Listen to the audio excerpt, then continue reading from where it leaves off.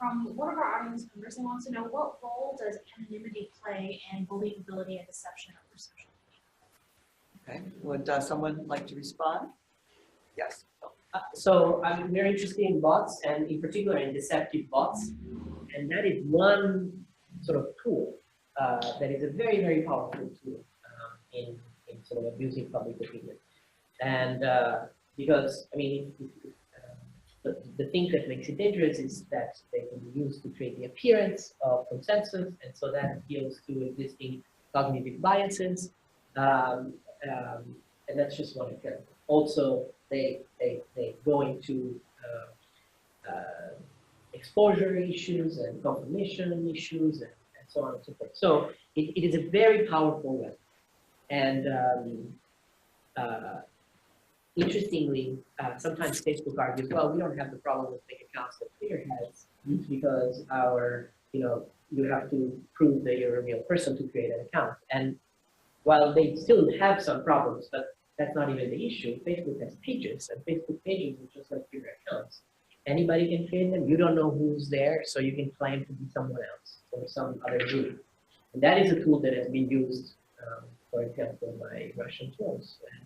So I think that, I mean, I'm biased because that's the research that we do, but we believe that anonymity and which creates the possibility of deception is one of the most important tools to abuse the information landscape.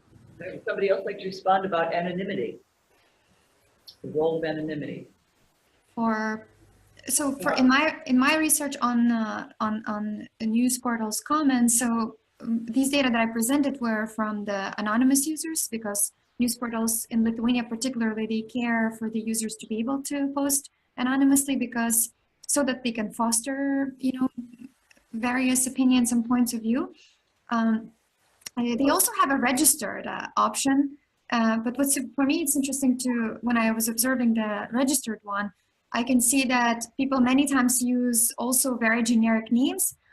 Ultimately, news portal leaves to itself a possibility to access people because they have traceable data such as IP addresses as one of them, and they have traced down some of the people who have posted offensive comments. So it's an interesting interplay. There's a perception for the users that they are anonymous on in those places, but actually they are not. And the news portal itself has exposed a few stories where people have posted very offensive comments based on their terms and conditions, not related to trolling, where they actually had basically talked to people and they took their computers from them to prevent them from commenting further. So it's a very interesting world of, I see there's two sides of it.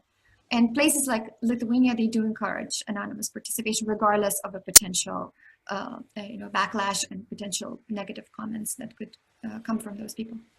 If I may respond, I think that anonymity is only part of the problem because there's plenty of evidence of misinformation and other abuses being spread by people in their real names. Take the phenomenon of AstroTurk. If you hire people to post comments to support a particular point of view, those people could post in their own names. What's the anonymity there is not their identity. It's that there's another level of deception sort of lower down, right? So it's not simply a matter of whether people are using their real names or entity names. No, and as far as I've done a lot of study of online harassment, and the online harassment over the years, as the internet has gotten less and less anonymous. We talk about anonymity now in social media because people use their real names and photos and so forth. The incidence of abuse has actually increased rather than decreased. There are plenty of people who are willing to abuse using their real identities. And I think that's probably true for misinformation to a certain extent as well. If I can rebut for a moment, I mean, I completely agree with you, but what I was referring to is yet another thing that you can do. I mean, if I can create 1,000 accounts and making it look like there are 1,000 real people. So I wasn't just talking about one person who is just anonymous in the sense that they don't reveal their identity, but something sort of at the next level where, because you don't have to reveal your identity, you can create fake identities. Oh, I agree. So both, yeah. Both. Yeah. Let's take another question. So what can we do to sensitize social media users to reach them and maybe teach them on how to use these media in the most sensible way? How to educate social media users. I don't think there's a good answer to that question. I'd love it if there was. There was a study, I forget who did it, of Twitter retweeting Twitter posting. And about 60% of them were retweeted without the person actually reading. I don't think there's much we can do. Oh dear, okay, that's kind of pessimistic stuff. Anybody have a more, have another view? Actually, sorry, this is not even worse. A colleague of ours at Moderator did a study on Reddit, and he found, I believe that the percentage score is even higher, like 90% of the likes and votes up are by people who don't click and even read what the article says. So now that suggests that perhaps you can educate people and you can do sort of news literacy or information literacy. And like I said before, I'm not so sure. I mean, I think that those things need to be done, but whether they can be successful or they can actually mitigate the problem, I'm not so sure. So can I change the question and say, well, if I was building a platform, or if you were building a platform, wouldn't you want to have it so that you could not click like or share or anything like that unless you read it?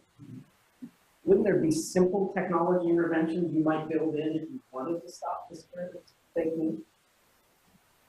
There are some attempts of that kind, for example, on Facebook, if you try to share something that has been debunked by a verified fact checker, they will show you a warning. They will say, are you sure that you want to share this? Consider this contextual information. And that reduces greatly the number of shares of that information. So that suggests that your approach could work. And I feel like that's something that is harder to reshare the results. I like checking the before they post.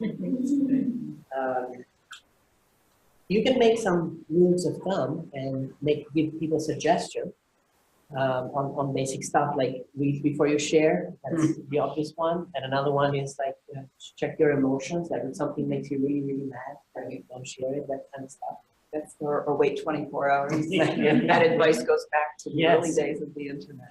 So if I may, from the information warfare perspective, I think one of the things that can be done is, general education of the people, like maybe using just regular mass media to engage, do investigative journalism about cases and having more stories about what does it mean, what does it look like, and that it's part of media ecosystem nowadays. And so creating more awareness by public of using the way people use media and not assume that it's just a commercial product, I think is something that is lacking.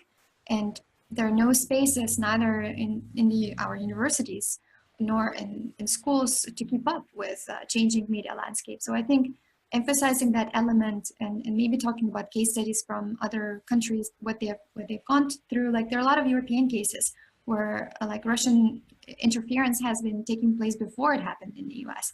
So speaking about these cases could give some sense that this thing is happening somewhere. So seeing it happening here is not, maybe it's a shocking truth that people have been exposed in 2016, that Russian interference could have been taking place in the United States. But I think that's a starting point, really started talking about it. Yes, sorry, can I actually say something about this? Yes. Well, the fact that, is it Arianna who actually asked us about how to reach and teach social media users on how to use this media. The fact that we are asking ourselves this question, it means that we are far from having a healthy digital public sphere or a digital segment of a public sphere. Well, this is totally anecdotal, but I'm pretty sure you will recognize what I'm trying to say. Every time that I find what is quite logically for me, some kind of link to some fake news on Facebook, posted by some of my friends or acquaintances, I actually email or leave a comment saying to the extent of saying, look, this is fake, this is not true. And inevitably, this person, these people who actually post fake news, they say, oh, well, oh, that's good, that's fake, but still I believe in the principle that it's outlined there, and the news stays there. So in other words, you know, I'm pretty sure there are some people who in the USA or maybe elsewhere who actually do believe that NASA has a slave colony on Mars.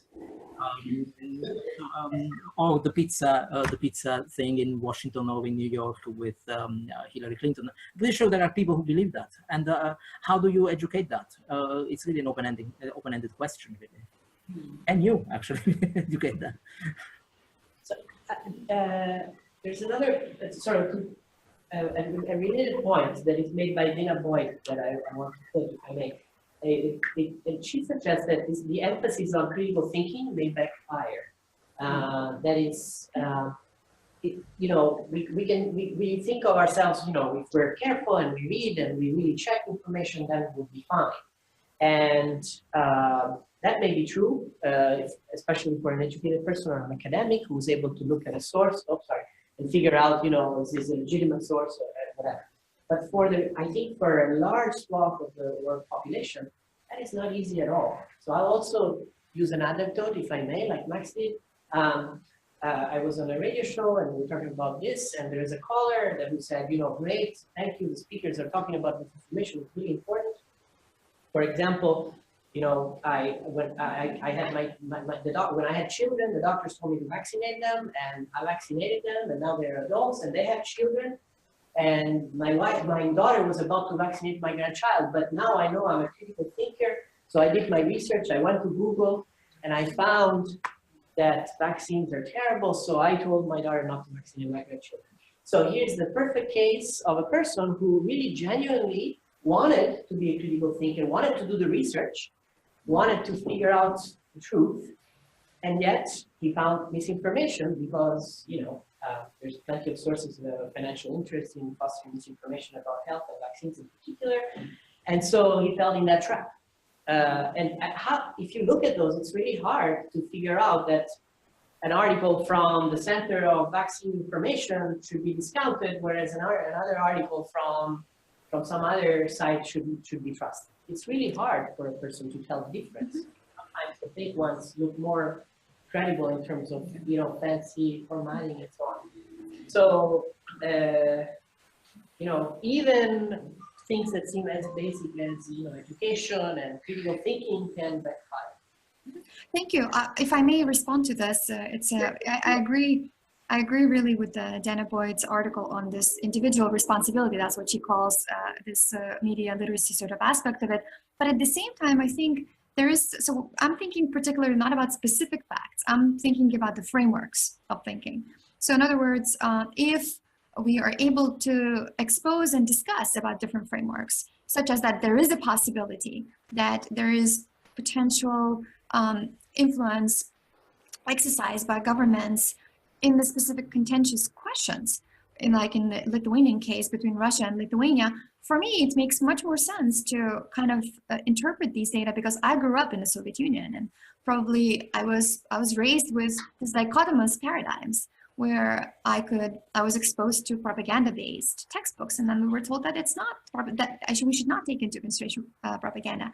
So I don't say that this media literacy is kind of an ideal scenario for everybody, but identifying frameworks and speaking about them as such as kind of paradigms, big picture stories, is something that could be done, I think, in the media literacy quote-unquote context, and especially educating public from the investigative journalism perspective on the issues that are contentious. I think there is a hope.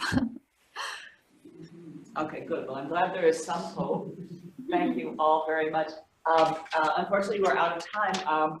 I thank you for your attendance and participation. I actually invite you to continue the conversation on Twitter. So with that, I think we should give our panelists a big hand.